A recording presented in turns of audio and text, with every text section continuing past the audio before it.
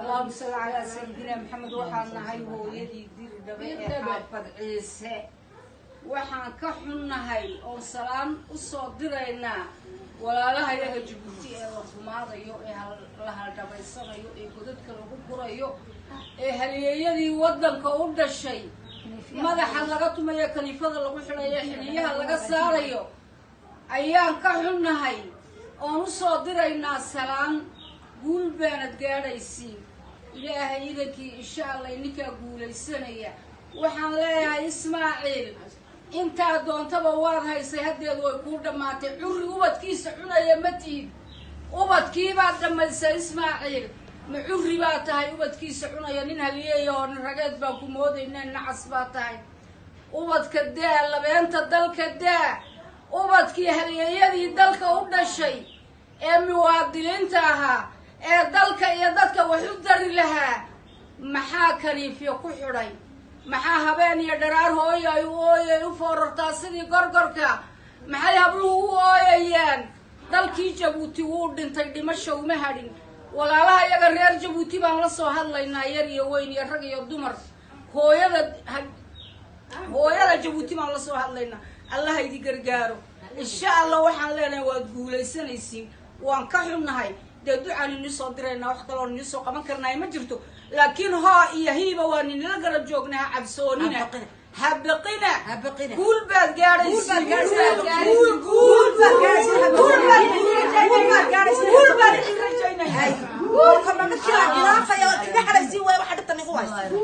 baad gaadhaysiin اللهم صل على محمد سيدنا على آل محمد وعن كلها إسماعيلو ذلك ويكوكا هديته وكدركتي اسكدي وصي شرف له او معان ودق انت هو رواد عيرسته انت دم كنيفيات ku gurtay dadkii wad marisay wad dhamaysay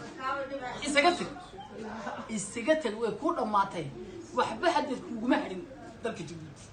kuuma harin isagatago si yaro sharaf la u dhig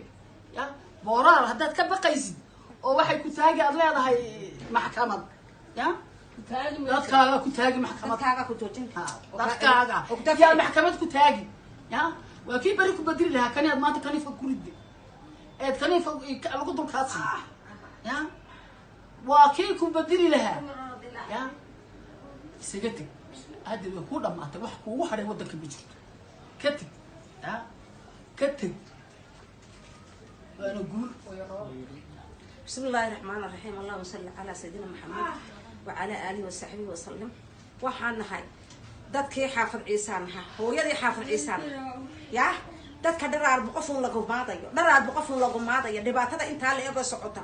waan ka oyno waan ka xunaa hadaan hooyada dir dhabana ya dhibaatada inta la eego in haysata ka baqina inaga oo kala halaaba oo kala baqaya